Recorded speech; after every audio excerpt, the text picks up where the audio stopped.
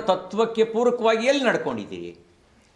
ಗಾಂಧೀಜಿ ರಾಮನನ್ನು ಹೃದಯದಲ್ಲಿ ಇಟ್ಕೊಂಡಿದ್ರು, ಅವರು ರಾಮನ ಗುಣಗಾನ ಮಾಡ್ತಿದ್ರು, ನೀವು ರಾಮನ ಅಸ್ತಿತ್ವವನ್ನೇ ನಿರಾಕರಿಸಿದ್ರಿ.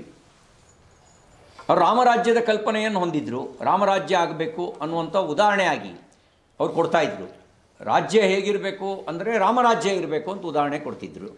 ನೀವು ರಾಮನ ಅಸ್ತಿತ್ವವನ್ನೇ ನಿರಾಕರಿಸಿದ್ರಿ, ರಾಮ ಕಾಲ್ಪನಿಕ ವ್ಯಕ್ತಿ ಅಂತ ಹೇಳಿದ್ರಿ.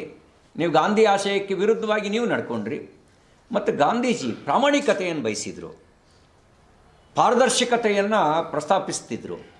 ನೀವು ಭ್ರಷ್ಟಾಚಾರವನ್ನು ಬಿತ್ತಿ ಬೆಳೆಸ್ಬಿಟ್ರಿ. ಗಾಂಧೀಜಿ ಹೆಸರೇಳುವಂಥ ನೈತಿಕತೆ ನಿಮಗೆಲ್ಲಿದೆ? ಎಲ್ಲಿದೆ ನಿಮಗೆ? ಯಾವ ರೀತಿ ನೈತಿಕತೆ ಇದೆ? ಗಾಂಧೀಜಿ ಪ್ರಾಮಾಣಿಕತೆಗೆ ಉದಾಹರಣೆ ಆಗಿದ್ದರೆ ನೀವು ಭ್ರಷ್ಟಾಚಾರಕ್ಕೆ ಉದಾಹರಣೆ ಆದ್ರಿ. ಹಾಗಾಗಿ ಗಾಂಧೀಜಿ ಹೆಸರೇಳುವಂಥ ನೈತಿಕತೆ ಕಾಂಗ್ರೆಸ್ಸಿಗರು ಉಳಿಸ್ಕೊಂಡಿಲ್ಲ. ಇವತ್ತಿನ ಕಾಂಗ್ರೆಸ್ಸಿಗರು ಉಳಿಸ್ಕೊಂಡಿಲ್ಲ. ಅದು ಗಾಂಧೀಜಿ ನಿಧನ ನಂತರ ಒಂದೆರಡು ದಶಕಗಳಿಗೇನೆ ಗಾಂಧಿಯ ವಿಚಾರದೊಂದಿಗೆ ಬದುಕುವಂಥ ಕಾಂಗ್ರೆಸ್ಸಿಗರು ಕಣ್ಮರೆಯಾದರು.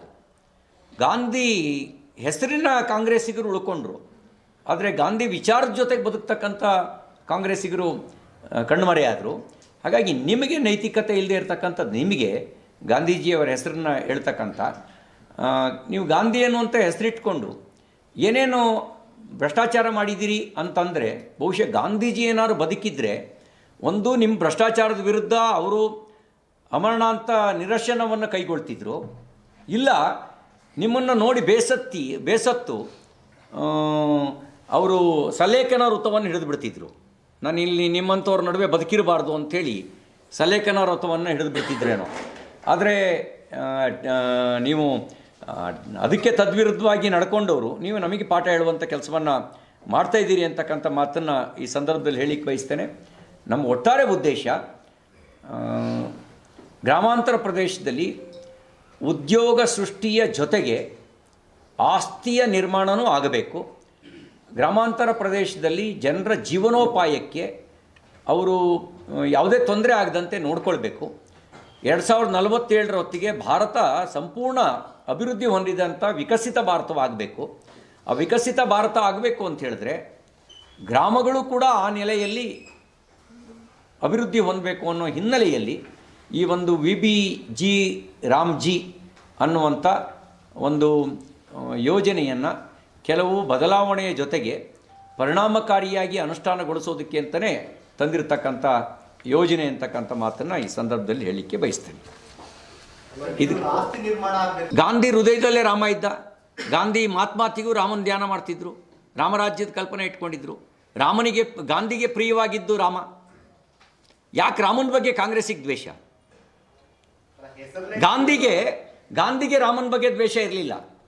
ಗಾಂಧಿ ರಾಮರಾಜ್ಯದ ಮಾತಾಡ್ತಿದ್ರು, ಇವ್ರಿಗೆ ಯಾಕೆ ರಾಮನ ಬಗ್ಗೆ ದ್ವೇಷ?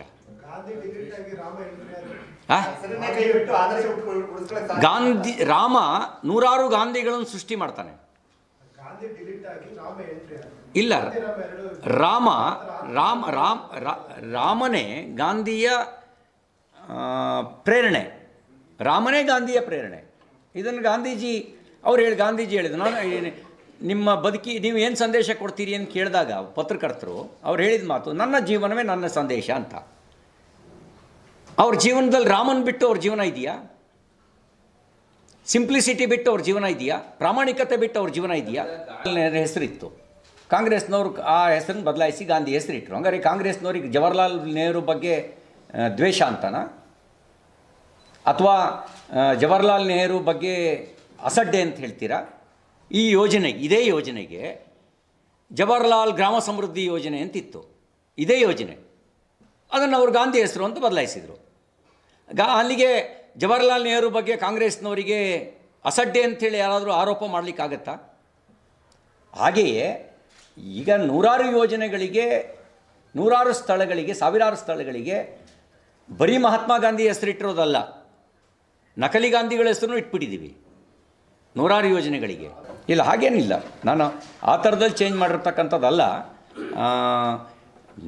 ರಾಮರಾಜ್ಯದ ಪರಿಕಲ್ಪನೆಯನ್ನು ಮಹಾತ್ಮ ಗಾಂಧಿಯವರು ಹೊಂದಿದ್ದರು. ಇದು ನಿರ್ವಿವಾದವಾಗಿರೋ ಸಂಗತಿ. ರಾಮ ಅವರಿಗೆ ಪ್ರೇರಣೆ ಕೊಟ್ಟಂಥ ಒಂದು ಆದರ್ಶ ವ್ಯಕ್ತಿ ಗಾಂಧೀಜಿಯವರಿಗೆ.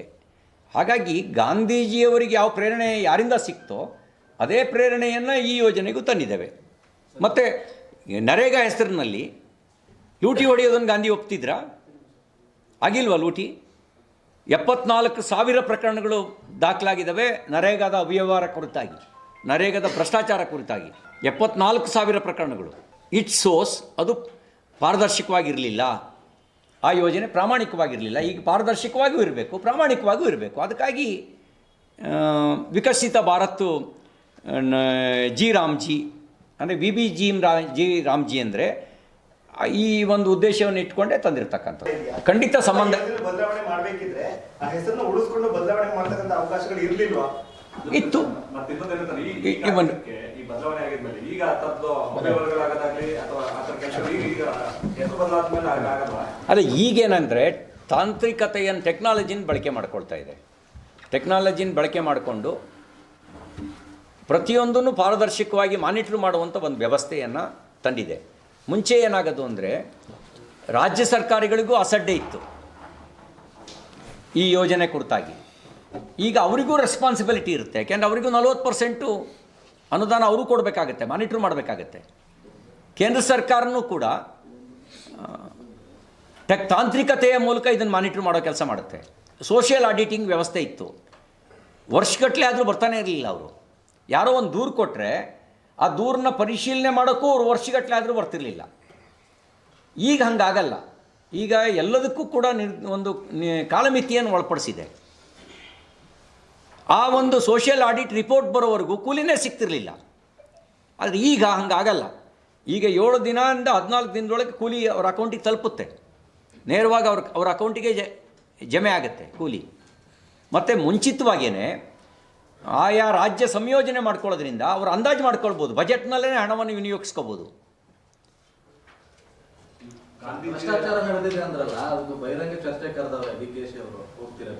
ಖಂಡಿತವಾಗಿ ಹೋಗ್ತೀವಿ. ಯಾಕೆಂದರೆ ಅಂಕಿಅಂಶಗಳೇ ಭ್ರಷ್ಟಾಚಾರದ ದೂರುಗಳೇ ಅಂಕಿಅಂಶಗಳೇ ಇದನ್ನು ಸ್ಪಷ್ಟಪಡಿಸ್ತವೆ. ನಕಲಿ ಜಾಬ್ ಕಾರ್ಡ್ಗಳು 4,39,000 ನಕಲಿ ಜಾಬ್ ಕಾರ್ಡ್ಗಳು ನಮ್ಮ ರಾಜ್ಯದಲ್ಲೇ ಪತ್ತೆ ಆಗಿದ್ದಾವೆ. ನಕಲಿ ಜಾಬ್ ಕಾರ್ಡ್ಗಳು. ಮತ್ತು known fact in the name of people, ಜನರ ಹೆಸರಿನಲ್ಲಿ JCB ಕೆಲಸ ಆಗ್ತಿದ್ದು ನೋನ್ ಫ್ಯಾಕ್ಟು. ಯಾರು ಅದನ್ನು ನಿರಾಕರಿಸ್ತಾರೆ? ಹೋಗಲಿ, ಅಷ್ಟೆಲ್ಲ ಮಾಡಿದ ಮೇಲೆ ಆಸ್ತಿ ನಿರ್ಮಾಣ ಆಯಿತಾ ಅಂದರೆ ನೋ. ಯಾವ ಊರಿನಲ್ಲಿ ಪ್ರಧಾನಮಂತ್ರಿ ಮಹಾತ್ಮ ಗಾಂಧಿ ಉದ್ಯೋಗ ಖಾತ್ರಿ ಯೋಜನೆಯ ಮೂಲಕ 10,000 ಕೋಟಿ ವಿನಿಯೋಗ ಆಗಿದೆ, 10,000 ಕೋಟಿ ಆಸ್ತಿ ನಿರ್ಮಾಣ ಆಗಿದೆ ಅನ್ನೋದು ಎಷ್ಟು ಗ್ರಾಮಗಳಲ್ಲಿ ಸಿಗುತ್ತೆ ಹೇಳಿ? ನಾನು 20 ವರ್ಷ ಶಾಸಕನಾಗಿ ಕಳೆದ 1 ವರ್ಷದಿಂದ ವಿಧಾನ ಪರಿಷತ್ನ ಸದಸ್ಯನಾಗಿ ಕೆಲಸ ಮಾಡ್ತಾಯಿದ್ದೀನಿ. ಆ ರೀತಿ ಉದ್ಯೋಗ ಖಾತ್ರಿಯಲ್ಲಿ ಸಿಮೆಂಟ್ ರೋಡ್ ಆಗಿದೆ ಅನ್ನುವಂಥದ್ದು ಪರ್ಸೆಂಟೇಜ್ ವೆರಿ ಲೆಸ್. ಎಲ್ಲ ಆ ಮಣ್ಣು ಇಲ್ಲಿಗೆ ಹಾಕಿ ಈ ಮಣ್ಣು ಅಲ್ಲಿಗೆ ಹಾಕಿ ಬಿಲ್ ಮಾಡಿರೋದೇ ಜಾಸ್ತಿ.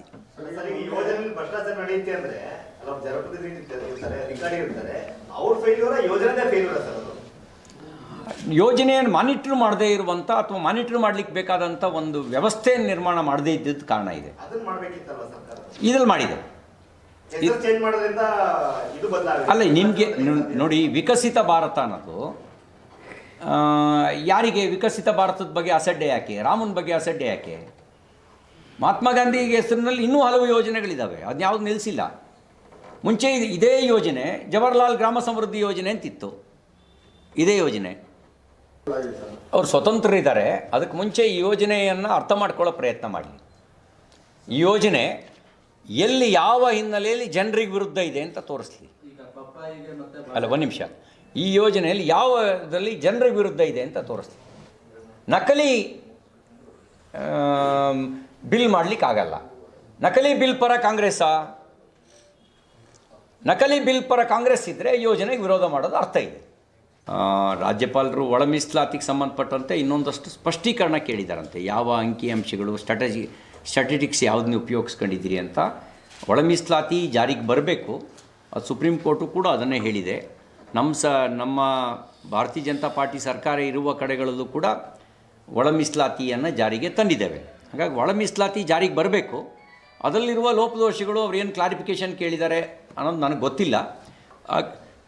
ಕ್ಲಾರಿಫಿಕೇಷನ್ ಸರ್ಕಾರ ಕೊಟ್ಟರೆ ರಾಜ್ಯಪಾಲರು ಅದಕ್ಕೆ ಸಹಿ ಹಾಕ್ಬೋದು. ದ್ವೇಷ ಭಾಷಣ ಕುರಿತಾದ ಮಸೂದೆ ಅಭಿವ್ಯಕ್ತಿ ಸ್ವಾತಂತ್ರ್ಯಕ್ಕೆ ಧಕ್ಕೆ ತರುತ್ತೆ. ಈಗಾಗಲೇ ದ್ವೇಷ ಭಾಷಣ ಮಾಡಿದ್ರೆ ಈಗಿರುವ ಕಾಯ್ದೆಯಲ್ಲೇ ಕ್ರಮ ಕೈಗೊಳ್ಳೋದಕ್ಕೆ ಅವಕಾಶ ಇದೆ. ಈಗಿರೋ ಕಾಯ್ದೆಯಲ್ಲೇ ಇವರಿಗೇನು ಹೇಳಿದ್ದಾರೆ, ಧರ್ಮ, ಜಾತಿ, ಭಾಷೆ, ವ್ಯಕ್ತಿ, ಲಿಂಗ ಹೀಗೆ ಹಲವಾರು ಇದನ್ನು ಉಲ್ಲೇಖ ಮಾಡಿದ್ದಾರೆ. ಆ ಉಲ್ಲೇಖ ಮಾಡಿರೋದನ್ನು ನೋಡಿದಾಗ ಈಗ ಕೆಲವೊಮ್ಮೆ ಸತ್ಯ ಹೇಳಿದ್ರೆ ಅದು ಇನ್ನೊಬ್ಬರಿಗೆ ದ್ವೇಷ ಅಂತ ಅನಿಸ್ಬೋದು, ಇರೋ ಸತ್ಯ ಹೇಳಿದ್ರೆ. ಹಾಗಾಗಿ ಸತ್ಯ ಹೇಳೋದನ್ನೇ ತಡೆಯ ಮಾಡುವಂಥ ಒಂದು ಸಾಧ್ಯತೆಗಳಿದ್ದಾವೆ. ಆಮೇಲೆ ಈ ದ್ವೇಷ ಭಾಷಣ ಕಾಯ್ದೆ ಹೆಸರಿನಲ್ಲಿ ದುರುಪಯೋಗ ಪಡಿಸ್ಕೊಳ್ಳೋ ಸಾಧ್ಯತೆಗಳಿದ್ದಾವೆ. ಯಾಕೆಂದರೆ ಕಾಂಗ್ರೆಸ್ದು ಒಂದು ಇತಿಹಾಸ ಇದೆ. ತುರ್ತು ಪರಿಸ್ಥಿತಿ ಹೇರಿ ಪ್ರಜಾಪ್ರಭುತ್ವದ ಹಕ್ಕುಗಳನ್ನು, ಮೂಲಭೂತ ಹಕ್ಕುಗಳನ್ನೇ ದಮನ ಮಾಡುವ ಕೆಲಸ ಮಾಡಿತ್ತು. ಆ ತುರ್ತು ಪರಿಸ್ಥಿತಿ ಕಾಲದಲ್ಲಿ 1.25 ಲಕ್ಷಕ್ಕೂ ಹೆಚ್ಚು ಜನ ಕಾಂಗ್ರೆಸ್ಸೇತರ ರಾಜಕೀಯ ನಾಯಕರುಗಳನ್ನು ಜೈಲಿಗಿಟ್ಟಿದ್ದರು. 2400ಕ್ಕೂ ಹೆಚ್ಚು ಪತ್ರಕರ್ತರು, ಸಂಪಾದಕರನ್ನು ಜೈಲಿಗೆ ಹಾಕಿದರು. ಪತ್ರಿಕೆಗಳ ಮೇಲೂ ಕೂಡ ಸೆನ್ಸಾರ್ ಇತ್ತು. ಎಷ್ಟೋ ಪತ್ರಿಕೆಗಳು ಸಂಪಾದಕೀಯ ಬರೆಯೋದನ್ನು ಕೂಡ ಬ್ಲಾಂಕ್ ಬಿಟ್ಟು ತನ್ನ ಪ್ರತಿಭಟನೆಯನ್ನು ವ್ಯಕ್ತಪಡಿಸಿದರು. ಟೈಟ್ಲ್ ಏನು ಕೊಡಬೇಕು ಅನ್ನೋದನ್ನು ಕಾಂಗ್ರೆಸ್ಸಿಗರು ತೀರ್ಮಾನ ಮಾಡ್ತಿದ್ರು. ಹಾಗಾಗಿ ಇಂಥ ಒಂದು ಕೆಟ್ಟ ಇತಿಹಾಸ ಕಾಂಗ್ರೆಸ್ಸಿಗೆ ಇರೋದರಿಂದ ಈ ಒಂದು ದ್ವೇಷ ಭಾಷಣ ಕಾಯ್ದೆಯ ನೆಪದಲ್ಲಿ ತನಗಾಗದವರನ್ನು ಎಲ್ಲರನ್ನೂ ಜೈಲಿಗಟ್ಟುವ ಅಪಾಯ ಇರುವ ಹಿನ್ನೆಲೆಯಲ್ಲಿ ಇದನ್ನು ಪರಿಶೀಲಿಸಬೇಕಾದ ಅವಶ್ಯಕತೆ ಇದೆ. ಮತ್ತು ಕೆಲವೊಂದು ಸತ್ಯ ಹೇಳ್ತೀವಿ. ಈ ಬಾಂಗ್ಲಾದೇಶದಲ್ಲಿ ಹಿಂಸೆ ನಡೀತಾ ಇದೆ, ಅದಕ್ಕೊಂದು ಮತ ಕಾರಣ ಅನ್ನೋದು ಸತ್ಯವಾಗಿರುತ್ತೆ. ಆ ಮತವನ್ನು ಉಲ್ಲೇಖ ಮಾಡಿದ್ರೆ ಇಲ್ಲಿ ಜೈಲಿಗೆ ಹಾಕ್ಬೋದು, ಸತ್ಯ ಹೇಳೋಕ್ಕೂ ಅವಕಾಶ ಇಲ್ಲದಂಗೆ ಮಾಡ್ಬೋದು. ಒಂದು ಲೋಕಸಭೆ ಚುನಾವಣೆ ಕುರಿತಾಗಿ ಜನತಾದಳದ ಜೊತೆಗೆ ಹೊಂದಾಣಿಕೆಯನ್ನು ರಾಷ್ಟ್ರೀಯ ಮಟ್ಟದಲ್ಲಿ ಮಾಡಿಕೊಳ್ಳಾಯಿತು. ಅದಾದ ನಂತರ ವಿಧಾನ ಪರಿಷತ್ತಿನ ಉಪಚುನಾವಣೆಗಳಲ್ಲಿ JDS ಜೊತೆಗೆ ವಿಧಾನ ಪರಿಷತ್ತಿನ ಉಪಚುನಾವಣೆ ಮತ್ತು ವಿಧಾನ ಪರಿಷತ್ತಿನ ಕೆಲವು ಶಿಕ್ಷಕ ಮತ್ತು ಪದವೀಧರ ಕ್ಷೇತ್ರ ಚುನಾವಣೆ ಅದಕ್ಕೆ ಸಂಬಂಧಪಟ್ಟಂತೆ JDS ಜೊತೆಗೆ ನಾವು ರಾಜ್ಯ ಮಟ್ಟದಲ್ಲೂ ಹೊಂದಾಣಿಕೆಯನ್ನು ಮಾಡಿಕೊಂಡ್ವಿ. ಇನ್ನು ಸ್ಥಳೀಯ ಸಂಸ್ಥೆಗಳಿಗೆ ಕುರಿತಾಗಿ ಸನ್ಮಾನ್ಯ ಮಾಜಿ ಪ್ರಧಾನಿ ದೇವೇಗೌಡರು ಹೇಳಿಕೆಯನ್ನು ನಾನು ಗಮನಿಸಿದೆ. ಆಯಾ ಪಕ್ಷಗಳು ಕೊಡೋ ಹೇಳಿಕೆಗಳು, ಆ ಪಕ್ಷದ ನಾಯಕರು ಕೊಡುವ ಹೇಳಿಕೆಗಳು ಮತ್ತು ಒಟ್ಟು ಕೂತ ಚರ್ಚೆಯಾಗಿ ತೆಗೆದುಕೊಳ್ಳೋ ತೀರ್ಮಾನ ಏನಾಗುತ್ತೆ ಅನ್ನೋದನ್ನು ಎರಡು ಪಕ್ಷಗಳ ಮುಖಂಡರುಗಳು ಕೂತು ತಗೊಳ್ತಾರಲ್ಲ, ಅಲ್ಲಿ ನಿರ್ಣಯ ಆಗುತ್ತೆ. ಹೇಳಿಕೆಗಳು ಆಯಾ ಸಂದರ್ಭದಲ್ಲಿ ಸ್ವಾಭಾವಿಕವಾಗಿ ಆಯಾ ರಾಜಕೀಯ ಪಕ್ಷಗಳ ನಾಯಕರುಗಳು ನಾವು ಹೇಳಿಕೆಗಳನ್ನು ಕೊಡ್ತಿರ್ತೀವಿ. ಕೆಲವೊಮ್ಮೆ ಪೂರಕ ಹೇಳಿಕೆಗಳಿರ್ತವೆ, ಕೆಲವೊಮ್ಮೆ ವ್ಯತಿರಿಕ್ತ ಹೇಳಿಕೆಗಳಿರ್ತವೆ. ಆದರೆ ತೀರ್ಮಾನ ಯಾವಾಗ ಆಗುತ್ತೆ ಆ ತೀರ್ಮಾನವನ್ನು ಎರಡು ಪಕ್ಷಗಳು ಅನುಸರಿಸ್ತೀವಿ. DK ಶಿವಕುಮಾರ್ JDS ವಿಲೀನ ಆಗೋಗುತ್ತೆ BJP ಜೊತೆಗೆ ಶೀಘ್ರದಲ್ಲೇ ಅಂತೇಳಿ ಭವಿಷ್ಯ ನುಡಿದಿದ್ದಾರೆ. ಈಗ ಅವರಿಗೆ ಮುಂದಿನ ಅವರ ಮುಖ್ಯಮಂತ್ರಿ ಕುರ್ಚಿಯ ಬಗ್ಗೆಯೇ ಮತ್ತು ಅವರ ವ್ಯಕ್ತಿಗತ ಭವಿಷ್ಯದ ಬಗ್ಗೆಯೇ ಖಾತ್ರಿ ಇಲ್ಲದೆ ಇರುವಂಥ ಸ್ಥಿತಿಯಲ್ಲಿದ್ದಾರೆ. ಹಾಗಾಗಿ ಅವರ ವ್ಯಕ್ತಿಗತ ಭವಿಷ್ಯದ ರಾಜಕಾರಣದ ಬಗ್ಗೆಯೇ ಖಾತ್ರಿ ಇಲ್ಲದೆ ಇನ್ನು BJP ಮತ್ತು JDSನ ಭವಿಷ್ಯದ ಬಗ್ಗೆ ನಿಖರವಾದ ಭವಿಷ್ಯ ಹೆಂಗೆ ಹೇಳಕ್ಕೆ ಸಾಧ್ಯ? ಹಾಗಾಗಿ ಅವ್ರ ನಿಖರವಾದ ಭವಿಷ್ಯವನ್ನು ಅವ್ರ ಬಗ್ಗೆ ಅವರು ಏನು ಅಂತ ಹೇಳೋಕ್ಕೆ ಸಾಧ್ಯ ಆಗಿದೆಯಾ? ಸರ್, ರಾಜ್ಯದಲ್ಲಿ ನಡೀತಿರೋ ದೌರ್ಜನ್ಯಗಳ ಬಗ್ಗೆ ಬಿಜೆಪಿ ಅವರು ಕೇವಲ ಟ್ವೀಟ್ ಮಾಡ್ತಾರೆ ವಿನಃ ಬಿಜೆಪಿ ಹೋರಾಟ ಮಾಡ್ತಿಲ್ಲ ಅಂತ ಹೇಳ್ತಿದಾರಲ್ಲ, ತಪ್ಪು ಅಭಿಪ್ರಾಯ. ಇವತ್ತು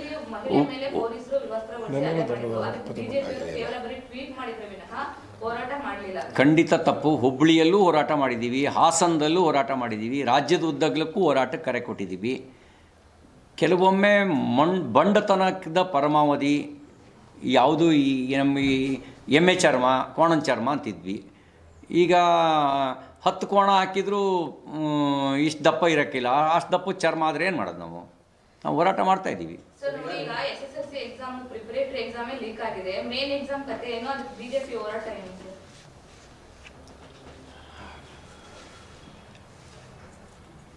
ನಾವು ಎಲ್ಲ ಸಂದರ್ಭಗಳಲ್ಲಿ ಅಂದರೆ ಈಗ ಭ್ರಷ್ಟಾಚಾರಕ್ಕೆ ಸಂಬಂಧಪಟ್ಟಂತೆ ಎಲ್ಲ ಸಂದರ್ಭಗಳಲ್ಲೂ ಹೋರಾಟ ಮಾಡಿದ್ದೇವೆ. ಈಗ ನೋಡಿ, ಇವತ್ತು CBI ಒಂದು ರಿಪೋರ್ಟ್ ಮಾಡಿದೆ. ಪ್ರಕಾಶ್ ಅಂತಕ್ಕಂಥ ಒಬ್ಬ ಅಧಿಕಾರಿ ವಾಲ್ಮೀಕಿ ಅಭಿವೃದ್ಧಿ ನಿಗಮದಲ್ಲಿ ನಾನು 80 ಲಕ್ಷ ರೂಪಾಯಿನ ಡೈರೆಕ್ಟಾಗಿ ಸಚಿವರ ಪತ್ನಿಯ ಖಾತೆಗೇ ಹಾಕಿದ್ದೀನಿ ಅಂತ ಹೇಳಿದ್ದಾರೆ. ಅಲ್ಲಿಗೆ ನಮ್ಮ ಹೇಳಿಕೆ ಸ್ಪಷ್ಟ ಆಯ್ತಲ್ಲ. ಇದನ್ನು ಚಿನ್ನದ ಅಂಗಡಿಗೆ ಉಪಯೋಗಿಸ್ಕೊಂಡಿದ್ದಾರೆ, ಕಾರ್ ತಗೊಳ್ಳೋಕ್ಕೆ ಉಪಯೋಗಿಸ್ಕೊಂಡಿದ್ದಾರೆ, ಬಾರ್ಗಳಿಗೆ ಚುನಾವಣೆಗೆ ಖರ್ಚು ಮಾಡೋದಕ್ಕೆ ಈ ಹಣವನ್ನು ವಾಲ್ಮೀಕಿ ಅಭಿವೃದ್ಧಿ ನಿಗಮದ 187 ಕೋಟಿ ರೂಪಾಯಿ ಹಣವನ್ನು ಉಪಯೋಗಿಸ್ಕೊಂಡಿದ್ದಾರೆ ಅಂತ ಆಪಾದನೆ ಮಾಡ್ತಿದ್ವಿ. ಅದು ಸತ್ಯ ಆಯ್ತಲ್ಲ. ಈಗ ಕೇರಳ ಸರ್ಕಾರ ಸರ್ಕಾರಿ ಶಾಲೆಗಳಲ್ಲಿ ಮಲಯಾಳಿ ಭಾಷೆನ ಕಡ್ಡಾಯಗೊಳಿಸುವಂಥ ಅನುಮೋದನೆ ಕೊಟ್ಟಿದೆ ಸರ್ಕಾರಕ್ಕೆ. ನಾನು ಅವರಿಗೆ ಹೇಳಕ್ಕೆ ಬಯಸೋದು, ನೋಡಿ, ಗಡಿ ಪ್ರದೇಶಗಳಲ್ಲಿ ಇನ್ನೂ ವಿವಾದಗಳು ಇದ್ದಾವೆ. ಆ ವಿವಾದಗಳಿರೋ ಹಿನ್ನೆಲೆಯಲ್ಲಿ ನಾವು ಗಡಿಭಾಗದ ಜನರ ಭಾವನೆಯನ್ನು ಗೌರವಿಸಬೇಕು. ಅದಕ್ಕಾಗಿಯೇ BJP ಸರ್ಕಾರ ತನ್ನ ರಾಷ್ಟ್ರೀಯ ಶಿಕ್ಷಣ ನೀತಿಯಲ್ಲಿ ಯಾವುದೇ ಭಾಷೆಯನ್ನು, ಭಾರತದ ಯಾವುದೇ ಭಾಷೆಯನ್ನು ಕಲಿಯೋದಕ್ಕೆ ಅವಕಾಶವನ್ನು ಕೊಟ್ಟಿದ್ದೀವಿ, ಮುಕ್ತ ಸ್ವಾತಂತ್ರ್ಯವನ್ನು. ಈ ಕರ್ನಾಟಕದ ಒಳಗಿರೋನು ಅವನಿಗೆ ಇಲ್ಲಿ ತಮಿಳು ಕಲಿಬೇಕು ಅಂತ ಅನಿಸಿದರೆ ಕಲಿಬೋದು. ಅಂದರೆ ಭಾಷೆ ಬಾಂಧವ್ಯಕ್ಕೆ ಧಕ್ಕೆ ತರಬಾರ್ದು, ಭಾಷೆ ವಿವಾದದ ವಿಷಯನೂ ಆಗಬಾರ್ದು. ಅದು ಭಾಷಾ ಬಾಂಧವ್ಯಕ್ಕೆ ಭಾರತ ಹೆಸರಾಗಿದ್ದು. ಆ ಕಾರಣಕ್ಕೇ ಭಾರತದಲ್ಲಿ 22 ರಾಷ್ಟ್ರೀಯ ಭಾಷೆಗಳಾದರೆ ಸಾವಿರಾರು ಜನರಾಡೋ ಭಾಷೆಗಳಿದ್ದಾವೆ. ಅವೆಲ್ಲ ಉಳಿದಿದ್ದು ಹೇಗೆ? ಒಂದು ಭಾಷೆ ಇನ್ನೊಂದು ಭಾಷೆಯನ್ನು ಗೌರವಿಸಿದ್ರಿಂದ, ದ್ವೇಷಿಸಿದ್ರಿಂದ ಉಳಿದಿಲ್ಲ, ಪ್ರೀತಿಸಿದ್ರಿಂದ ಉಳಿದಿದ್ದು. ಹಾಗಾಗಿ ಪಿನರಾಯಿ ವಿಜಯನ್ ಅವರೇ, ನಿಮ್ಮ ಪಕ್ಷದ ಸಿದ್ಧಾಂತಕ್ಕೂ ಅದು ವಿರುದ್ಧ ಮತ್ತು ಒಕ್ಕೂಟ ವ್ಯವಸ್ಥೆಯ ನೀತಿಗೂ ಅದು ವಿರುದ್ಧ. ಗಡಿ ಪ್ರದೇಶದಲ್ಲಿ ಅಲ್ಲಿಯ ಗಡಿ ಪ್ರದೇಶದ ಜನರ ಭಾವನೆಯನ್ನು ನೀವು ಗೌರವಿಸಬೇಕು. ಅಲ್ಲಿ ಗಡಿ ಪ್ರದೇಶದಲ್ಲಿರುವಂಥ ಜನ ಅವರು ಆಡುವ, ಈಗ ನಮಗೆ ಕರ್ನಾಟಕದಲ್ಲಿ ತಮಿಳು ಶಾಲೆಗಳಿದ್ದಾವೆ, ಕರ್ನಾಟಕದಲ್ಲಿ ತೆಲುಗು ಶಾಲೆಗಳಿದ್ದಾವೆ, ಕರ್ನಾಟಕದಲ್ಲಿ ಮರಾಠಿ ಶಾಲೆಗಳಿದ್ದಾವೆ, ಕರ್ನಾಟಕದಲ್ಲಿ ಕೊಂಕಣಿ ಶಾಲೆಗಳಿದ್ದಾವೆ. ಹಾಗಿದ್ರೆ ಇವುಗಳೆಲ್ಲ ಭಾಗಲಾಗ್ಸನೇನು? ಈ ಮೂಲಕ ಬಾಂಧವ್ಯದ ರಾಜಕಾರಣ ಮಾಡೋಕ್ಕಾಗತ್ತೇನೋ? ಅದಕ್ಕೆ ನಾನು ಹೇಳ್ತೀನಿ, ನಿಮ್ಮ ರಾಜಕೀಯ ತಾತ್ಕಾಲಿಕ ಲಾಭಕ್ಕೆ ಭಾಷಾ ಬಾಂಧವ್ಯಕ್ಕೆ ಧಕ್ಕೆ ತರಬೇಡಿ. ಈಗ ಯಾವ ಭಿನ್ನರ ಕೂಟನೂ ಇಲ್ಲ, ನಾವೆಲ್ಲ ಒಟ್ಟಿಗಿದ್ದೀವಿ. ಒಟ್ಟಿಗೆ ಪಾರ್ಟಿ ಸೇರಿ ನಿರ್ಣಯ ಮಾಡಿ ಕೆಲಸ ಮಾಡ್ತಿದ್ದೀವಿ. ಭಿನ್ನರ ಕೂಟ ಅದನ್ನು ಕಾಂಗ್ರೆಸ್ನಲ್ಲಿ ಬಹಿರಂಗ ಆಗಿದೆ, ನೀವು ನೋಡ್ತಾ ಇದ್ದೀರಿ. ಆಡಳಿತದ ಮೇಲೆ ನಿತ್ಯ ಪರಿಣಾಮ ಆಗ್ತಾಯಿದೆ. ಮುಖ್ಯಮಂತ್ರಿಗಳು ಎಷ್ಟು ದಿನ ನಾನು ಮುಖ್ಯಮಂತ್ರಿಯಾಗಿ ಇರ್ತೀನೋ ಇಲ್ವೋ ಅಂತ ಅವರು ಸ್ವಯಂ ಹೇಳ್ತಾರೆ. ಇನ್ನು ಕೆಲವರು ಅವ್ರು ಇಳಿತಾರೆ ಅಂತಾರೆ, ಇನ್ನು ಕೆಲವರು ಅವರೇ 5 ವರ್ಷ ಅಂತಾರೆ. ಹೀಗೆ ಅಲ್ಲಿ ಭಿನ್ನರ ಕೂಟ ಇದೆ, BJP ಒಳಗೆ ಭಿನ್ನರ ಕೂಟ ಇಲ್ಲ. ನಾನು ಒಬ್ಬನ ಹತ್ಯೆ ಆದ ನಂತರನೂ ಲಘುವಾಗಿ ತಗೊಂಡ್ರೆ ಇಲ್ಲಿ ಸಂವಿಧಾನ ಇದೆ ಅಂತ ಅನ್ಸೋದಿಲ್ಲ, ಮಾಫಿಯಾ ರಾಜ್ಯ ಇದೆ ಅಂತ ಅನಿಸುತ್ತೆ. ಗನ್ ತಗೊಂಡು ಬಂದು ಶೂಟ್ ಮಾಡ್ತಾರೆ. ಜನಾರ್ದನ್ ರೆಡ್ಡಿ ಮನೆಗೆ ಮುತ್ತಿಗೆ ಹಾಕಿದ್ದೆ ಹೊರತು ಜನಾರ್ದನ್ ರೆಡ್ಡಿ ಯಾರ್ದೋ ಮನೆಗೆ ಹೋಗಿ ಮುತ್ತಿಗೆ ಹಾಕಿದ್ದಲ್ಲ. ಜನಾರ್ದನ್ ರೆಡ್ಡಿ ಮನೆಗೆ ಮುತ್ತಿಗೆ ಹಾಕಿದ್ದು. ಜನಾರ್ದನ್ ರೆಡ್ಡಿಯವರೇ ಆರೋಪ ಮಾಡಿದ್ದಾರೆ, ರಾಜಶೇಖರ್ ಅವ್ರ ಹತ್ಯೆಯನ್ನು ಮಾಡಿ ಅದನ್ನು BJP ತಲೆ ಕಟ್ಟೋಕ್ಕೆ ಪ್ರಯತ್ನ ನಡೆದಿತ್ತು ಅಂಥೇಳಿ. ಇದು ಸತ್ಯ ಆಗಿದ್ರೆ ಭಾಳ ಅಪಾಯಕಾರಿ. ಇದನ್ನು ನಾವೆಲ್ಲೋ ಬಿಹಾರದಲ್ಲಿ, ಪಶ್ಚಿಮ ಬಂಗಾಳದಲ್ಲಿ ಹೀಗೆ ನಡೆಯುತ್ತಂತೆ ಅಂತ ಕೇಳ್ತಾ ಇದ್ವಿ, ಯಾವುದೋ ಹಳೇ ಮೂವಿಗಳಲ್ಲಿ ನೋಡ್ತಾ ಇದ್ವಿ, ಚಲನಚಿತ್ರಗಳಲ್ಲಿ. ಅದನ್ನ ಇಲ್ಲಿ ಕರ್ನಾಟಕದಲ್ಲಿ ಮರುಕಳಿಸಿರೋದು ದುರ್ದೈವ ಸಂಗತಿ. ಜನರಲಿ ಈ ಥರ ಇನ್ಸಿಡೆಂಟ್ ಆದಾಗ ಸುಡೋದಕ್ಕಿಂತ ಮಣ್ಣು ಮಾಡ್ತಾರೆ, ಯಾಕೆಂದರೆ ಮತ್ತೆ ಪೋಸ್ಟ್ ಮಾರ್ಟಮ್ ಮಾಡಲಿಕ್ಕೆ ಬೇಕಾಗತ್ತೆ ಅಂಥೇಳಿ. ಈಗ ಸಾಕ್ಷ್ಯ ನಾಶ ಮಾಡಿದರೋ ಸಾಕ್ಷಿಯನ್ನು ಉಳಿಸಿದರೋ ಅನ್ನೋದು ತನಿಖೆ ನಂತರ ಸ್ಪಷ್ಟ ಆಗಬೇಕು. ಮತ್ತು ಮುಖ್ಯಮಂತ್ರಿಗಳಾದಿಯಾಗಿ ಎಲ್ಲರೂ ಒಪ್ಕೊಂಡಿದ್ದಾರೆ ಇಲ್ಲಿ ತಪ್ಪು ನಡೆದಿದೆ. ಅಂತ ಒಪ್ಕೊಂಡ್ಮೇಲೆ ನಿರ್ದಾಕ್ಷಿಣ್ಯ ಕ್ರಮ ತಗೊಳ್ಳಿ. ಯಾಕೆ ಮೀನಮೇಷ ಎಣಿಸ್ತಾ ಇದ್ದೀರಿ?